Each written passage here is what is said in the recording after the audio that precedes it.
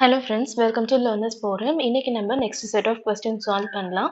First question, let a signal x of t is finite and 0 outside the interval ta and tb, where ta and tb are finite. The region of convergence of the signal's bilateral Laplace transform is. So இந்த question solve பண்றதுக்கு நமக்கு ROC உடைய properties என்ன அப்படிங்கிறது தெரிஞ்சிருக்கணும். ROC அப்படிங்கிறது வந்து region of convergence. So இந்த ROC பார்த்தீங்க அப்படின்னா ஒரு x of t அப்படிங்கிற சிக்னலுக்கு நம்ம கன்சிடர் பண்ணிக்கும் போது x of t ல நமக்கு சில கண்டிஷன்ஸை வந்து சாட்டிஸ்ஃபை பண்ண வேண்டியது இருக்கும்.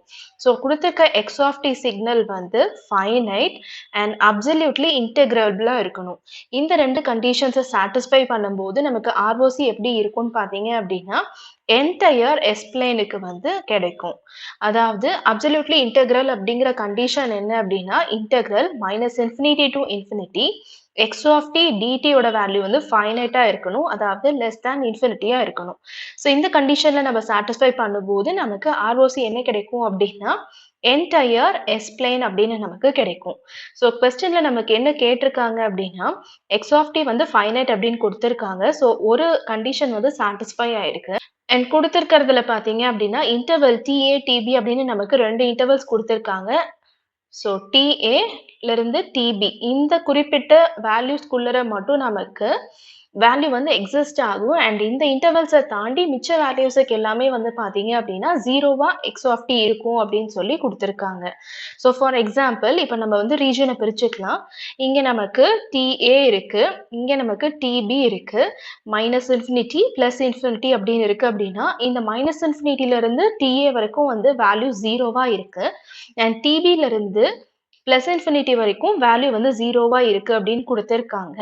அண்ட் இந்த ரீஜியன் அதாவது டிஏ அண்ட் டிபிக்கு நடுவில் நமக்கு ஃபைனைட்டா இருக்கு.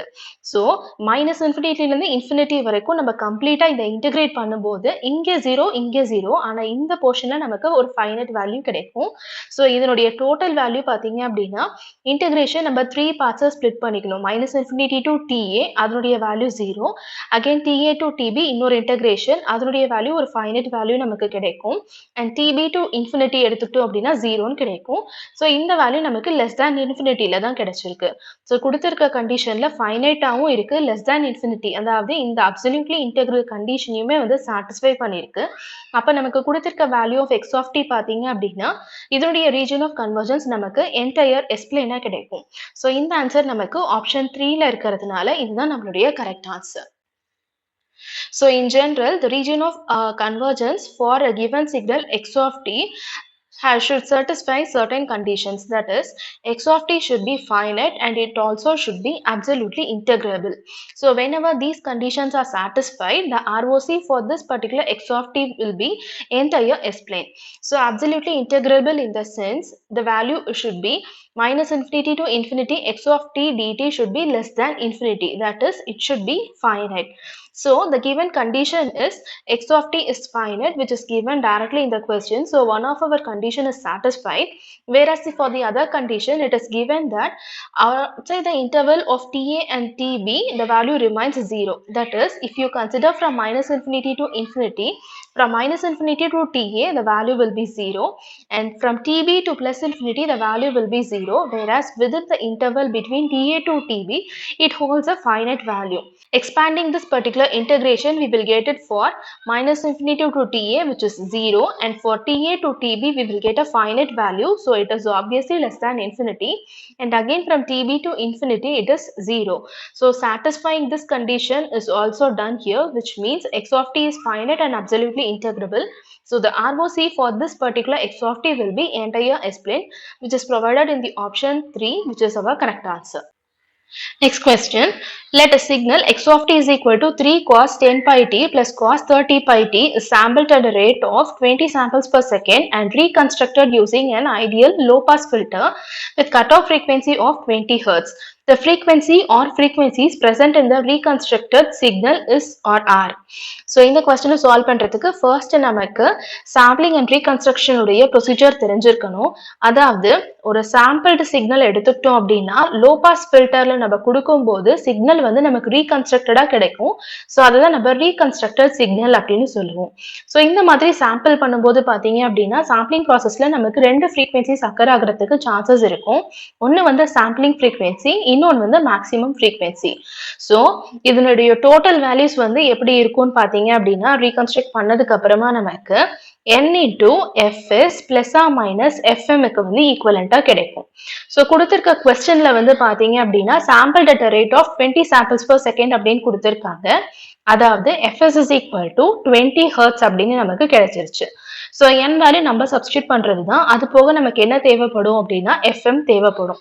ஸோ கொஸ்டின்ல நமக்கு x of t என்ன கொடுத்திருக்காங்க அப்படின்னா x of t is equal to 3 cos 10 pi t plus cos 30 pi t அப்படின்னு கொடுத்திருக்காங்க.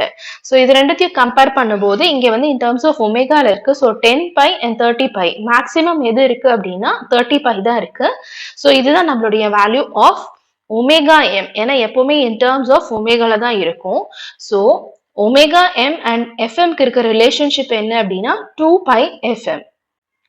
ஸோ இதுல இருந்து fm is equal to omega m divided by 2 pi அப்படின்னு எழுதலாம். Omega m value 30 pi divided by 2 pi is equal to 15 hertz அப்படின்னு நமக்கு கிடைக்கும். So இப்போ நமக்கு fs value and fm value ரெண்டுமே கிடைச்சிருச்சு. இது ரெண்டுத்தையும் எடுத்து இந்த வேல்யூஸ்ல டிஃப்ரெண்ட் வேல்யூஸ் ஆஃப் nக்கு நம்ம சப்ஸ்டியூட் பண்ணி பார்க்கலாம்.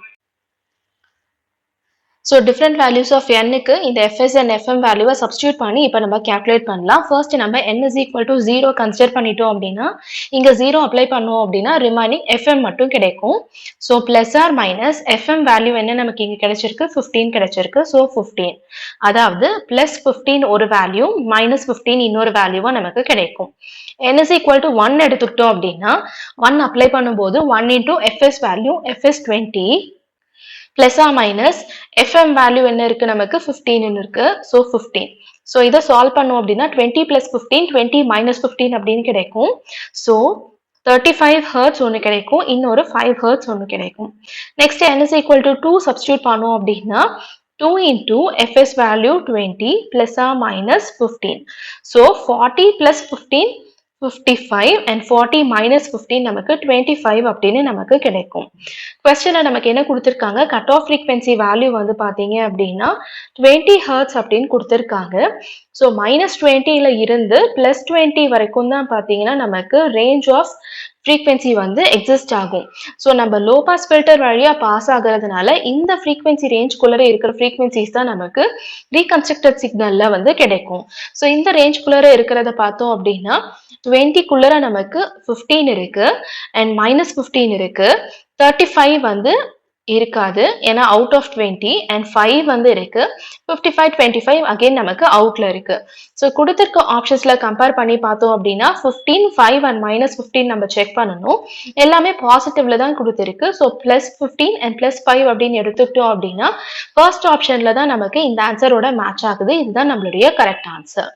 So in general, a sampled signal will be passed into a low pass filter to get the reconstructed signal.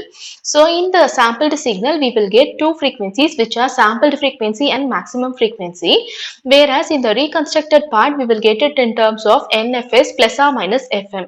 So in question, we are provided with a value of sample frequency which is equal to 20 Hertz and x of t is given as 3 cos 10 pi t plus cos 30 pi t. So here it is in terms of omega m and we are comparing the two values 10 pi and 30 pi and the maximum value is 30 pi. So the omega m will be equal to 30 pi. Using the relation between omega m and fm, omega m is equal to 2 pi into fm. So fm is equal to omega m divided by 2 pi. Omega m is 30 pi. Substituting that, we will get it as 15 Hertz for the value of maximum frequency fm. Now for different possible values of n, let us substitute and analyze the frequencies. When n is equal to 0, substituting n is equal to 0, we will just get it as plus or minus fm. Fm value is 15 Hertz. So plus 15 and minus 15 will be the two possible frequencies over here. For n is equal to 1, we will get it as fs plus or minus fm. Fs value is 20, so 20 plus or minus fm is 15. So 20 plus 15 and 20 minus 15 will be the two possible frequencies, which is 35 and 5. Similarly, for n is equal to 2, we will get it as 2 into 20 plus or minus 15. So we will get 55 and 25 as the different frequencies. Now we are provided with the cutoff frequency as 20 Hertz, that is from -20 to 20 will be the range of frequencies for the low pass filter provided here. So considering this particular value of fc, we have to analyze which are the frequencies that are existing within this particular range. So plus 15 will be in this range, so we have plus 15. Minus 15 is also available. 35, 55 and 25 are out of the range, so we will not get these three frequencies. When we are comparing with the given options, we are provided with only the positive frequencies, so it should be 5 and 15 hertz, which is available in option 1, which is our correct answer. Next question, transfer functions of FIR filters will have. So generally நம்ம ஒரு digital signal processorல எடுத்துக்கிட்டோம் அப்படின்னா இதுல பர்டிகுலரா நம்ம FIR filters பார்க்கும்போது இதுல நமக்கு continuous time invariant நமக்கு filter உடைய டிசைன் வந்து இருக்கும். அதாவது டைமை டிபெண்ட் பண்ணி இருக்காது, டைம் அப்படிங்கிற பாராமீட்டரை டிபெண்ட் பண்ணி இருக்காது, ஆனா டைம் உடைய டியூரேஷனை டிபெண்ட் பண்ணி நமக்கு எக்ஸிஸ்ட் ஆகும். ஸோ ட்ரான்ஸ்ஃபர் ஃபங்க்ஷன் கன்சிடர் பண்ணிக்கும் போது இதுல வந்து it has frequency response bosses the desired frequency. So என்ன ஃப்ரீக்வன்சியை வந்து நம்ம கன்சிடர் பண்ணியிருக்கோமோ அந்த டிசையர்ட் ஃப்ரீக்வன்சியை வந்து இந்த பர்டிகுலர் ஃப்ரீக்வன்சி ரெஸ்பான்ஸ் நமக்கு பாஸ் பண்ணி கொடுக்கும். ஸோ இதனுடைய ட்ரான்ஸ்ஃபர் ஃபங்க்ஷனான ஹெச் ஆஃப் ஜெட் வேல்யூ எடுத்துக்கிட்டோம் அப்படின்னா summation K is equal to 0 to m minus 1 bk z power minus k அப்படின்னு நமக்கு கிடைக்கும். ஸோ இந்த ஈக்குவேஷனை நம்ம அனலைஸ் பண்ணி பார்த்தோம் அப்படின்னா இதுல நமக்கு ஜீரோஸ் மட்டும்தான் எக்ஸிஸ்ட் ஆகும், ஆனா எந்த விதமான போல்ஸுமே இருக்காது. ஸோ கொடுத்திருக்க ஆப்ஷன்ல பாத்தீங்க அப்படின்னா டிரான்ஸ்ஃபர் ஃபங்க்ஷன்ல நமக்கு இங்க ஜீரோஸ் மட்டும்தான் கிடைச்சிருக்கு. ஸோ ஒன்லி ஜீரோஸ் அப்படிங்கும் போது நமக்கு ஆப்ஷன் 3 தான் நம்மளுடைய கரெக்ட் ஆன்சரா இருக்கும், ஏன்னா அதுலதான் நமக்கு ஒன்லி ஜீரோஸ் அப்படின்னு இருக்கு. ஸோ இதுதான் நம்மளுடைய correct answer. So in a digital signal processor, the FIR filters will be continuous and time invariant. That is, it does not depend on the time, but it depends on the time duration. So the transfer function will have a frequency response which passes the desired frequency. So the value of h of z will be, it is equal to summation k is equal to 0 to m minus 1 bk into z power minus k, which means there are only zeros here and there is no possibility of occurrence for poles. So from the given option 3, only zeros is our correct answer. Next question, if x of n is equal to 1 by 3 mod n minus 1 by 2 power n into u of n, then the region of convergence of its z transform in the z plane will be. So x of n நமக்கு என்ன கொடுத்திருக்காங்க அப்படின்னா 1 by 3 power mod n கொடுத்திருக்காங்க, அதனால நம்ம கவனிச்சுக்கணும், minus 1 by 2 power n into u of n அப்படின்னு நமக்கு கொடுத்திருக்காங்க. ஸோ இதை எக்ஸ்பேண்ட் பண்ணோம் அப்படின்னா mod n அப்படிங்கும் போது பிளஸ் அண்ட் மைனஸ் நமக்கு ரெண்டு வேல்யூஸ் இருக்கும். So 1 by 3 power n u of n plus 1 by 3 minus n அப்படின்னு இன்னொரு பாசிபிலிட்டி எடுத்துக்கலாம், u of minus n minus 1 அப்படின்னு நமக்கு கிடைக்கும், minus 1 by 2 power n u of n. So இதுதான் எக்ஸ்பேண்ட் பண்ணதுக்கு அப்புறமா நமக்கு கிடைக்கிற வேல்யூ. இதுல இந்த பர்டிகுலர் வேல்யூல மட்டும் ஒரு சின்ன சேஞ்ச் நம்ம பண்ணலாம். ஸோ மைனஸ் n அப்படின்னு இருக்கிறதுக்கு பதிலாக நம்ம என்ன எழுதலாம் அப்படின்னா 1 by 3 minus 1 into n அப்படின்னு நம்ம எழுதிக்கலாம். ஸோ இதனுடைய வேல்யூவை இந்த மைனஸ் 1 நம்ம டினாமினேட்டருக்கு எடுத்தோம் அப்படின்னா 1 by 3 power minus 1 into n அப்படின்னு நம்ம எழுதிக்கலாம். ஸோ 3 power minus 1 அப்படிங்கிறத நம்ம என்ன எழுதலாம், it is equal to 3 power n அப்படின்னு நம்ம எழுதிக்கலாம். ஸோ இந்த என்டையர் வேல்யூவை நம்ம 3 power n அப்படின்னு ரீப்ளேஸ் பண்ணிக்கலாம். இப்போ இந்த ஒவ்வொரு டேர்முக்கான ஆர்ஓசியை நம்ம எழுதணும். ஸோ ஃபர்ஸ்ட் டேர்முக்கு எடுத்துக்கிட்டோம் அப்படின்னா modulus of z will be greater than 1 by 3 அப்படின்னு கிடைக்கும். இது எல்லாமே வந்து ப்ராப்ளம்ஸ்ல இருந்து நமக்கு கிடைச்சிருக்க ரிசல்டன்ட் வேல்யூஸை படி நம்ம எழுதியிருக்கோம். அதே மாதிரி 3 power n into u of minus n minus 1க்கு என்ன கிடைக்கும் அப்படின்னா modulus of z less than 3 அப்படின்னு கிடைக்கும். அண்ட் இந்த தேர்ட் டேர்முக்கு எடுத்துக்கிட்டோம் அப்படின்னா modulus of z greater than 1 by 2 அப்படின்னு கிடைக்கும். ஸோ இப்போ இந்த மூணு வேல்யூஸுக்கு நம்ம தனித்தனியா பிளாட் எடுத்துக்கிட்டோம் அப்படின்னா ஃபர்ஸ்ட் ஒரு யூனிட் சர்க்கிள் நம்ம டிரா பண்ணிக்கணும். ஸோ 1 by 3 அப்படிங்கும் போது நமக்கு 0.3 அப்படின்னு அப்ராக்சிமேட் வேல்யூ கிடைக்கும். ஸோ இந்த வேல்யூ 1, இங்கே நம்ம 0.3 எடுத்துக்கிட்டோம் அப்படின்னா கிரேட்டர் தேன் 0.3. ஸோ இங்கே ஒரு சர்க்கிளை டிரா பண்ணிட்டு இதுல இருந்து நமக்கு ஆர்ஓசி வந்து இந்த மாதிரி எக்ஸ்டெண்ட் ஆகும். அதே மாதிரி இந்த கண்டிஷனுக்கு எடுத்துக்கிட்டோம் அப்படின்னா ஒரு யூனிட் சர்க்கிள், இதனுடைய வேல்யூ 1, இப்போ நமக்கு கிரேட்டர் தேன் less than 3 அப்படின்னு இருக்கு. ஸோ இங்க 3 எடுத்துக்கிட்டோம் அப்படின்னா இந்த 3க்கு சுத்தி நம்ம ஒரு சர்க்கிளை டிரா பண்ணிக்கலாம். ஸோ இதுல இருந்து பாசிபிள் வேல்யூஸ் எல்லாமே வந்து நமக்கு இந்த மாதிரி இருக்கும். அதாவது 3க்குள்ளர தான் நமக்கு ROC வந்து எக்ஸிஸ்ட் ஆகும். நெக்ஸ்ட் அதே மாதிரி லாஸ்ட் கண்டிஷனுக்கு டிரா பண்ணலாம். 1/2 அப்படின்னா 0.5, 0.5க்கு ஒரு யூனிட் சர்க்கிள் அண்ட் இங்க நம்ம 1க்கு ஒரு யூனிட் சர்க்கிள் டிரா பண்ணோம் அப்படின்னா greater than 0.5. ஸோ இந்த மாதிரி நமக்கு ROC வந்து கிடைக்கும். ஸோ இதுல நம்ம என்ன பண்ணியிருக்கோம் அப்படின்னா மூணுத்தையுமே வந்து நம்ம ஆட் பண்ணியிருக்கோம். மூணுத்தையும் நம்ம ஆட் பண்ணும்போது காமனா நமக்கு என்ன வேல்யூ இருக்கு அப்படிங்கறத செக் பண்ணணும். இங்க 0.3 இருக்கு. 0.3க்கு மேல எடுத்துக்கிட்டோம் அப்படின்னா இங்க காமனா இருக்கா அப்படின்றத செக் பண்ணோம் அப்படின்னா நமக்கு இல்ல. ஏன்னா இங்க நமக்கு 0.5ல இருந்து தான் ஸ்டார்ட் ஆயிருக்கு.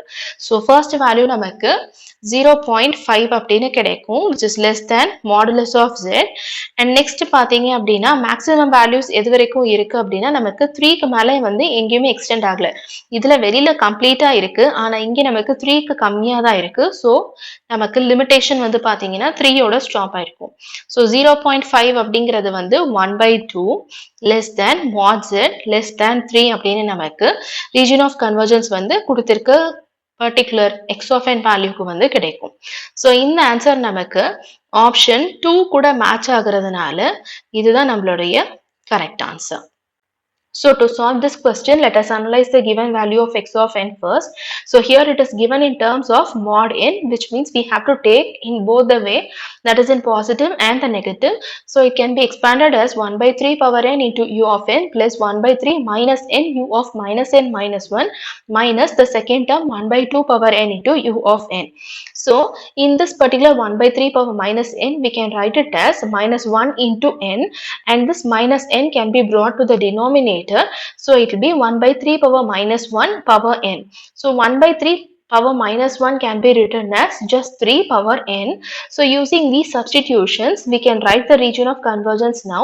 So whenever it is a power n into u of n, the value of region of convergence will be modulus of z greater than a. Using this particular summary, we can write it as modulus of z greater than 1/3 for the first term. For the second term, it will be modulus of z less than 3 because of the sign change, and for the third term, it will be modulus of z greater than 1/2. Now let us draw the region of convergence for the three regions separately, and then we can combine it together. So the first thing, it is 0.3, that is 1/3 is 0.3. So when it is 0.3, we will have a circle here, and the unit circle for the value of 1 is here. Since it is modulus of z greater than 0.3, outside the value of 0.3, we will have the region of convergence existing in this way. Next, for modulus of z less than 3, we have a circle for the value as 3, and lesser than the value of 3, we will have the region of convergence. Next, for greater than 1/2, that is 0.5. So outside the value of 0.5, we will get the value of region of convergence. Combining all these three regions together, we will get it as 0.5 less than mod z less than 3, that is 1/2 less than mod z less than 3. So this option is available under option 2, which is our correct answer. Next question, the impulse response h of t of a continuous time linear time invariant system is described by h of t is equal to e power at into u of t plus e power bt into u of minus t, where u of t denotes the unit step function and a and b are real constants. This system is stable if, and the options are provided, both a and b are positive, a is positive, b is negative, a is negative, b is positive, both a and b are negative. So இந்த question solve பண்றதுக்கு first நமக்கு LTI system உடைய concept வந்து தெரிஞ்சிருக்கணும். So எப்பெல்லாம் ஒரு LTI system வந்து நம்ம ஸ்டேபிளா இருக்கு அப்படிங்கிறது தெரிஞ்சிருக்கணும். அதாவது எப்ப அப்படின்னா சிஸ்டம் வந்து இம்பல்ஸ் ரெஸ்பான்ஸ் வந்து நமக்கு அப்சல்யூட்லி இன்டெகிரபிளா இருக்கும்போது. ஸோ இம்பல்ஸ் ரெஸ்பான்ஸ் அப்படிங்கிறது வந்து ஹெச் ஆஃப் என் அப்படின்னு நம்ம எடுத்துக்க போறோம். ரெஸ்பான்ஸ் அப்படின்னு எடுத்துக்கிட்டோம் அப்படின்னா ஹெச் ஆஃப் ஜெட்டா நமக்கு கிடைக்கும்.